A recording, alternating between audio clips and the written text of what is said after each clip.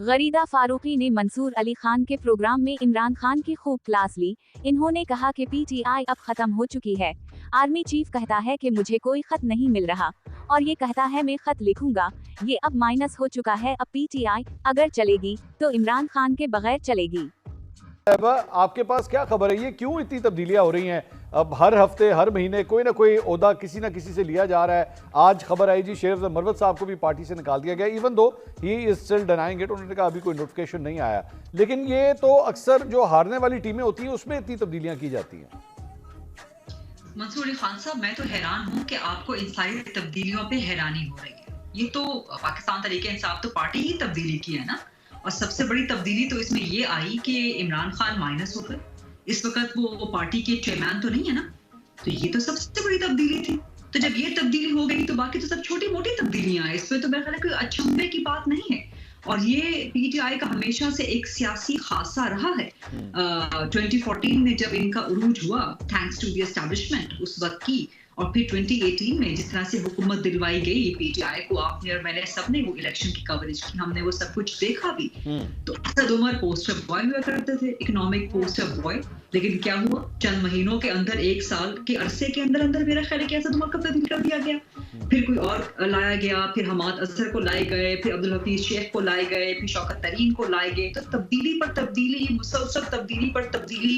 लेकिन अनफॉर्चुनेटली इस सारे में एलिमेंट ये है अफसोस का, और मुझे अफसोस होता है क्योंकि पाकिस्तान तहरीक इंसाफ एक थर्ड पॉलिटिकल फोर्स, एक सब्स्टिट्यूट पॉलिटिकल फोर्स, एक पॉलिटिकल वैक्यूम जो कि दो पार्टीज हमेशा से रहा था सिस्टम इस मुल्क के अंदर, बाइपोलर सिस्टम, उसको चैलेंज करने के लिए आई थी। तो इस पार्टी को सस्टेन करना चाहिए था, लेकिन अल्टीमेटली अपने इन्हीं एनालिटिक्स की वजह से पीटीआई ने अपना जो एक पॉलिटिकल कैपिटल है उसको लूज भी किया और आज तक उसका खमियाजा भुगत रही है। अब देखिए ना, आज जो हुक्म जारी हुआ है इमरान खान की तरफ से कि जो उनके ट्वीट को रीट्वीट नहीं करता उसको पार्टी से निकाल दिया। हाँ।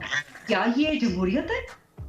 क्या ये किसी पॉलिटिकल पार्टी के अंदर जमहूरियत है? इमरान खान के किसी भी बयान से इख्तलाफ हो सकता है, और इख्तलाफात हैं, बहुत इख्तलाफात हैं एस्टैब्लिशमेंट को लेके। आपने किस तरह का बयानिया देना है, नहीं देना। इस वक्त जो फील है वो ये है कि एंटी एस्टैब्लिशमेंट बयानिया नहीं है इस वक्त पीटीआई का। जो इस वक्त एग्जिस्टिंग लीडरशिप है, खासतौर पर जो पार्लियामेंट में है, वो बाअमल मजबूरी बेचारे वो तकारीर कर रहे होते हैं या प्रेस कॉन्फ्रेंसेस कर रहे होते हैं, लेकिन उनको लगता है कि हमें कहीं ना कहीं सॉफ्ट कॉर्नर की तरफ सॉफ्ट कॉर्नर रखना पड़ेगा, हमें सॉफ्ट लाइन अडॉप्ट करनी पड़ेगी। वी हैव टू शन दिस हॉकिश अप्रोच जो कि उनको कहीं लेके नहीं जा रही, डेड एंड पे ले गई है। मैं हमेशा कहती हूँ कि ये पार्टी बेचारी खत्मशुद होके रह गई है। फिर ये आपने लफ्ज कहा, फिर आप ये लफ्ज कह रही हैं खत्मशुद। may I respond मंसूर साहब? मैं एक मिनट गरीदा साहब जरा बात मंसूर खान साहब, एक लास्ट कमेंट मुझे बताइए कि बार-बार आर्मी चीफ को खत पे खत क्यों लिखे जा रहे हैं? हाँ, एक और लिख दिया उन्होंने, आज एक और लिख दिया मुबैना तौर पे, क्योंकि मेरा ख्याल है कि इस तक पब्लिक तो नहीं हुआ। जब आपका प्रोग्राम ऑन एयर जाए शायद वो पब्लिक हो जाए, लेकिन जिस तरह पहुंचना चाहिए, जैसे एक चीफ को तो मिल गया एक खत, तो उन्होंने वसूल भी कर लिया, लेकिन दूसरे चीफ तो एस्टैब्लिशमेंट तो कह रही है कि we are neither interested no we would respond to it. ठीक है, उसके बावजूद ये पॉलिटिकल डेस्परेशन, तो ये क्या पार्टी के खत्म होने की अलामतें और निशानदही